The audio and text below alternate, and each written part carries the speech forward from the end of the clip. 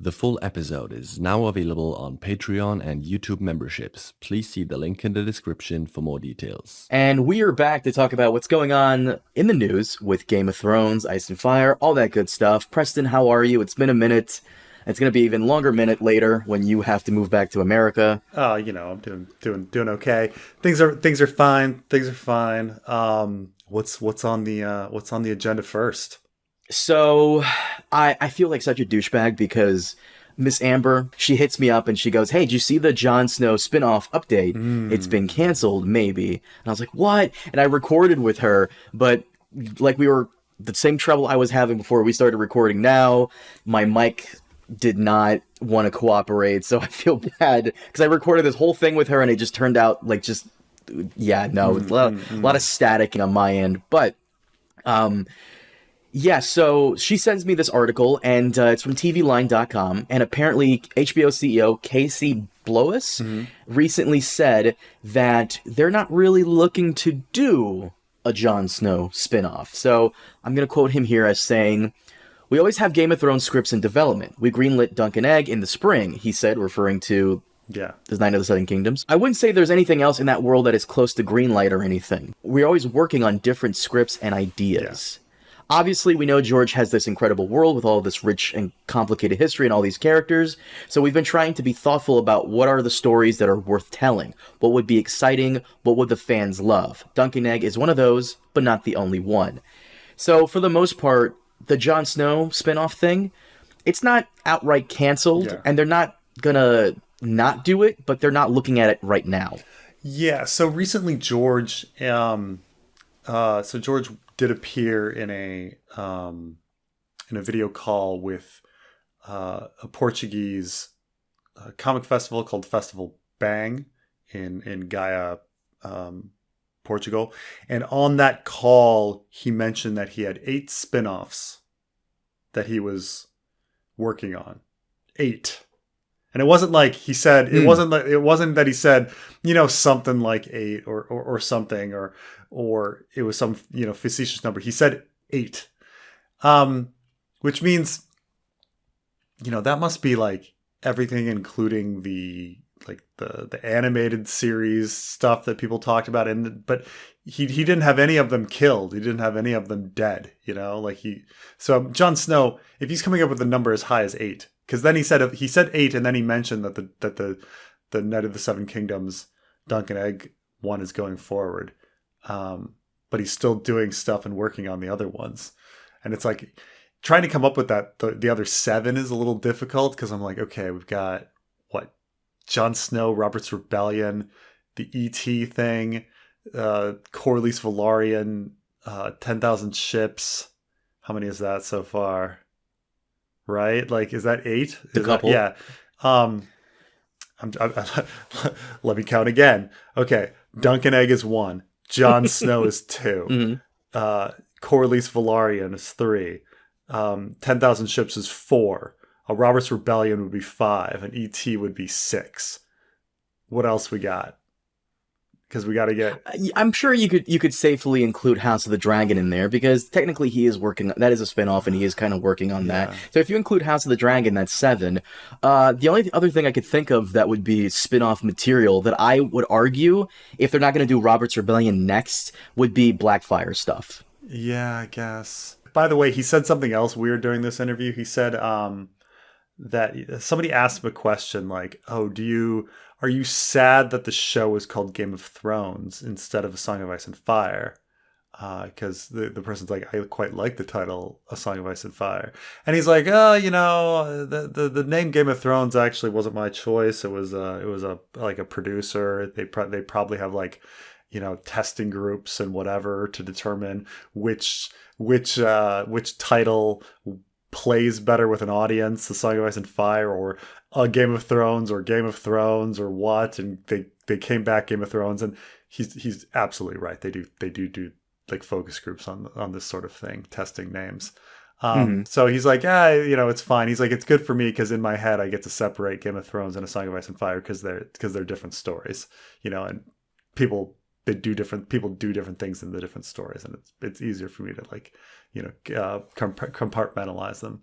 But then he said, And they did this. They did the same thing with House of the Dragon. Like that's based on the Dance of the Dragons, and they could have clearly just called the show the Dance of the Dragons, but they went with House of the Dragon, which is probably smart because the show can continue once the war is over. And I was like, oh, what, Yeah. what, like what? Does he mean like we would continue on into the reign of Aegon III and things like that? Or does he mean it would be an anthology show? I don't know, but like, You know me, Yeah. that's and the audience knows me as well. That's my dream for House of the Dragon and Game of Thrones spin-offs in general. Kind of like American Horror Story. Every season is like a new story. Yeah. But by the way, that's a very good jump to something else. Yeah. That's a very good question on that person's part, because this is something HBO has done before. I used to love this show called True Blood. It's essentially Twilight for adults, and in the novels, it's actually based on a novel. It's called the Sookie Stackhouse Mysteries or something like that. And True Blood is actually the synthetic blood that the vampires can gulp down. And I think True Blood is actually a better name than the actual novel names. So the Sissy Stackhouse, that's silly. That's like I admit Dunk and Egg wouldn't have worked, but maybe something else would have been better title. So Song of Ice and Fire, maybe it doesn't, not as good as like, because he did then go on a tangent about how the term Game of Thrones is now of Thrones, or Game of blank is everywhere, and how many people just like parody that, and it's just like in the zeitgeist, that everywhere he sees, they'll be like, oh well, this is a game of blank. And it's funny because as if like Game of Chess didn't exist before Game of Thrones, but like but he like said it like, oh, it's like it's flattering, but it's like, okay, all right. But I mean, he's right that like it probably brought it out more, but people did use the phrase like Game of Chance, Game of Chess, like all the time before Game of Thrones. So it's like whatever. But so he did say 8 spin-offs. So he clearly doesn't think Jon Snow is dead as of when this had happened, which was October. It depends. Yeah. It depends on if he's even involved with anything post the main storyline, because Jon Snow would go beyond what happens at the very end, which I'm sure, I don't even know if George has planned for what happens beyond the end of A Dream of Spring, or if we get A Time of Wolves, whatever the last book will be. I don't think he's planned for that. So maybe Jon Snow is part of those 8 spin-offs. What I was saying before was they could have Blackfire Rebellion, but at the same time, you could somehow include Dunk and Egg. Doesn't Dunk participate in one of the Blackfire Rebellions? Well, the third Dunk and Egg story is the second Blackfire Rebellion. So which is more of a whimper, kind of an aborted war. When people think of the big ones, they really think of 1 and 3. Blackfire, because 3 is like the big rematch between Bittersteel and Bloodraven, but and then 1 is the Redgrass Field and stuff like that. But but yes, the second one, the Mystery Knight is the second Blackfire Rebellion. So Jon Snow could be. I feel like we've had this discussion like at least once every 6 months. That many spin-offs. So what we're doing, what AMC is doing with The Walking Dead, it's going to be the Walking Dead channel. HBO is going to be the Game of Thrones channel. No more cool stuff like Rome or Sopranos or Boardwalk Empire. Do you remember how fucking awesome Watchmen was? Oh yeah. Watchmen was great. But and this was brought up by George in this interview. He was talking about entertainment being in this really weird place where and he brought up he's like, the fact that like a movie can become a $100 million flop, $100 million movie, and it's considered a flop. And he's like, you think about how many people literally have to go to a movie to make it $100 million. Like how many people have to like organize and go, and yet it's considered a flop. And like, what a strange world we live in, like when you think about Ms. Marvel, right? Like it's projected to make now they're saying, oh, it's this flop, but it's like it's projected. You mean the still Marvels? Make like, yeah, I'm sorry, yeah, the Ms. Marvel, not Ms. Marvel, the Marvels, yeah. It's still going to make whatever in the end, probably like 250 million globally, right? But and you think about like how many people have to go to see a movie to get that number. It's tens of millions of dollars. I'm just thinking globally, what's the average ticket price? $10. Like it's going to be more expensive in America, but people aren't paying that in China, right? So globally, $10. So that means like 20 million people had to go to a theater and watch something, and that's considered a failure. But because it's now like the cost of everything, the cost of CGI, the cost of casting, because everybody wants these huge spectacles, everything has to be the greatest. Like in order for something to make money, to make profit, it has to be one of the most successful movies in the history of Hollywood. Like well, for the most part, isn't it? You have to make like at least double or triple what you put in. So if a movie costs 100 mil, it has to make at least 300 mil for not only you to break even, but profit as well. Right.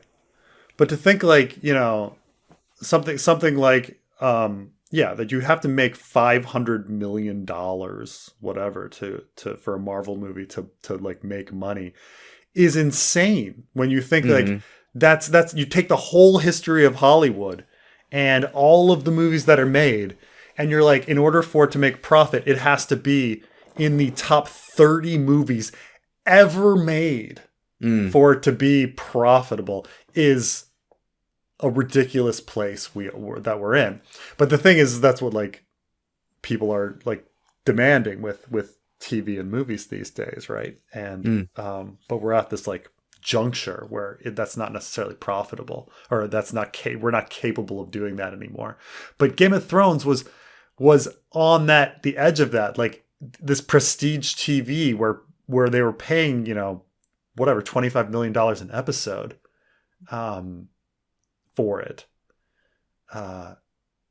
It's so, I don't know. I mean, and House of the Dragon is still on that model. House of the Dragon is still on this like prestige model.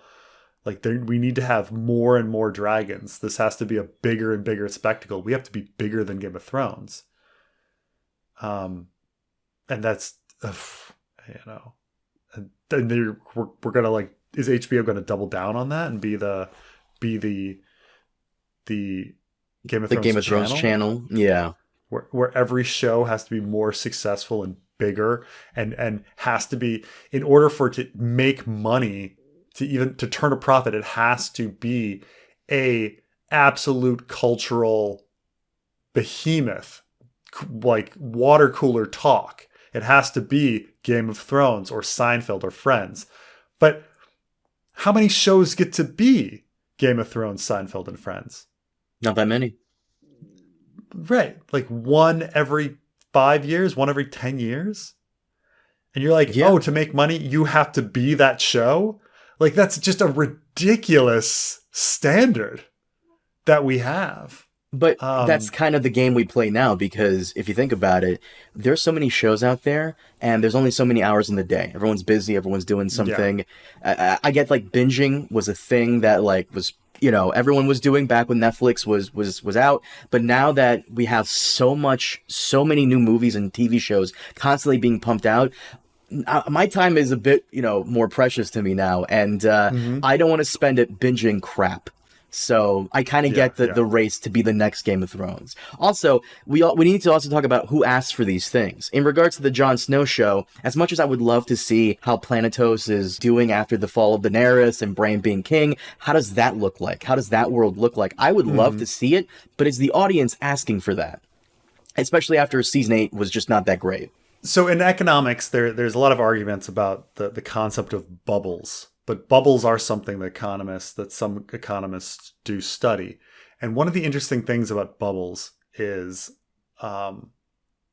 they pop, but they always pop later than people expect them to. Everybody's just like, this seems like it's getting crazy. Like there'll be this talk around something, say .coms, say housing markets, say NFTs, whatever. There's talk about it, and there's skepticism of cryptocurrency, There's always talk about the bubble popping, and then it doesn't, and people are like, maybe all the critics are wrong, and it's never gonna pop, and this is the real deal, and then years go by, and then it finally pops, but it always pops late, right? And people take Marvel as like something that's popping now, right? Like people have been saying superhero fatigue for 6 years. People are like, oh, when's True. the superhero fatigue gonna be kind of come in? When is it gonna come in? And then it doesn't, and then it doesn't, and then it doesn't, and finally it's here. But it took forever. It took forever for it to happen. The Game of Thrones fatigue. People talk about the Game of Thrones fatigue, but we're not approaching it. Right? Because House of the Dragon came, and people are like, who asked for this? Is it really going to be as big as Game of Thrones? Well, yeah, it was. Or good enough, So, yeah, people are going to get Game of Thrones fatigue. They are. It's all going to come crashing down. I remember when there was this one guy, I remember his name is Evan, too. I made fun of him throughout all of House of the Dragon. I was just roasting his ass because he posted in one of my videos in the comments section, it's the show nobody asked for. And I was roasting him because clearly the numbers were just amazing, and he was completely dead wrong. But right now, I feel like we're in the golden era of Game of Thrones spin-offs. We're getting House of the Dragon, and that's doing well. A Knight of the Seven Kingdoms, from what you tell me, is a very good story, so I'm sure that'll do well. I'm just afraid we're going to get to a point in time where it's kind of like the Star Wars spin-offs on Disney Plus, where you have to flip a coin and it might be good or it might be shit. We might get an Andor or we might get a Book of Boba Fett. That's what I'm afraid of with Game of Thrones. I'm saying that when Fear the Walking Dead came out, I scoffed at that show. I was like, what? Walking Dead is already a premise at that point. And keep in mind, when Fear the Walking Dead came out, it was season 4, season 5 of Walking Dead. Mm-hmm. And I said, oh my God, we've already done how many seasons of The Walking Dead? There's no way that people are gonna also watch another fucking Walking Dead show on top of this incredibly repetitive Walking Dead show. I was literally thought that, okay? And it's now, I'm trying to think, it was season 6 that Fear the Walking Dead came out. When I was just like, oh my God, how many more seasons of this Walking Dead can we do? Because when you're sitting there in season 6, you're like, was the show got one more season? I mean, come on. No, it went on 11 seasons of Walking Dead. Fear the Walking Dead is 8 seasons. World Beyond 2, Tales of the Walking Dead 1, Dead City 2, Daryl Dixon 2, The One Who Lives 1. You're just like, oh my God, just more Tales from the Walking Dead. You're oh my God, it's just the bubble pops later than you think. It always pops later than you think. It does pop, but later than you think. So Game of Thrones, it's not there yet. Everybody's like, no, after that finale, no one wants to see Walking Dead. I mean, no one wants to see Game of Thrones anymore. Well, no, they do, because you got to remember that we live and breathe this shit. And people, a lot of fanboys live and breathe this shit. So fanboys and you and me, we're going to get tired of it first. You think so? But the normies, they're not tired of this yet. They're not just they're not living and breathing it. They don't know. Preston, the normies do not know how bad it could be, because I feel like a lot of people have checked out of Star Wars and Marvel. I've been encountering so many people, even in my personal life, in real life, where they're like, yeah, no, Endgame was it for me, and I haven't really checked out anything since. I saw Spider-Man Into the Spider-Verse, and that was about it. And so many people have said the same thing about The Walking Dead. They kept up with it until the very end, unfortunately. The last season of The Walking Dead ended. They haven't checked out any of the spin-offs. That's it. That was all there is. I'm just afraid we're going to get to that point with Game of Thrones. But you're right, we're not there yet. Before we move on, I do want to ask you, do you want a Jon Snow spin-off? Because I kind of do. I kind of want to see. Absolutely, I want a Jon Snow spinoff. That would be so much fucking fun, man. Kit Harington back again, like it's going to be like Ghost Rose Leslie, like, and is like trying to figure out some crazy plot. Them filming back in Iceland again, like, come on, that'd be fucking incredible. As bad if it was horrible, it'd be great. If it's great, it'd be great. Come on. No matter what happens, we win. Right. It's gonna, like, that's the thing about House of the Dragon, right? House of the Dragon had its highs, and House of the Dragon had its lows, but everything was in extremes, right? Yeah, you know, like Rhaenys busting through a floor with a dragon is the dumbest thing in the world, but it's like crazy, you know.